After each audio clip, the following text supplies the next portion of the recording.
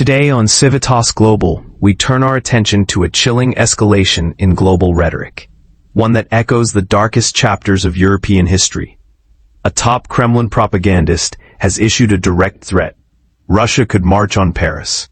The statement made by Vladimir Solovyov comes in response to French President Emmanuel Macron's recent remarks, describing Vladimir Putin as a predator and ogre at the door. This war of words is unfolding against the backdrop of Russia's ongoing invasion of Ukraine and growing Western support for Kyiv.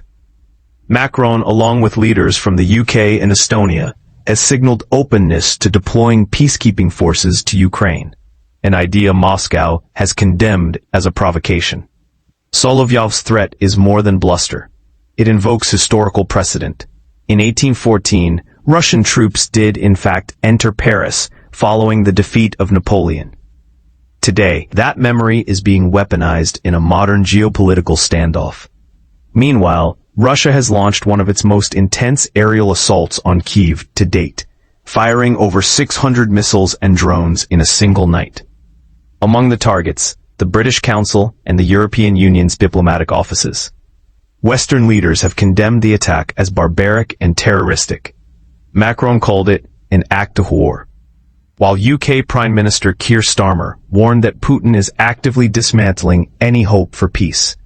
NATO Secretary General Mark Rutte has raised alarm over Russia's growing military capacity, noting that Moscow now produces more ammunition in 3 months than NATO does in a year. He warned that Russia could be ready for a broader offensive within 5 years, an assessment that has triggered urgent discussions among NATO member states. As threats intensify and diplomatic language gives way to open hostility, the world stands at a dangerous crossroads. The question is no longer whether tensions will rise, but how far they will go.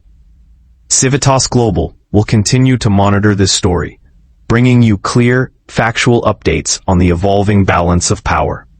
Stay informed, stay aware. This is Civitas Global.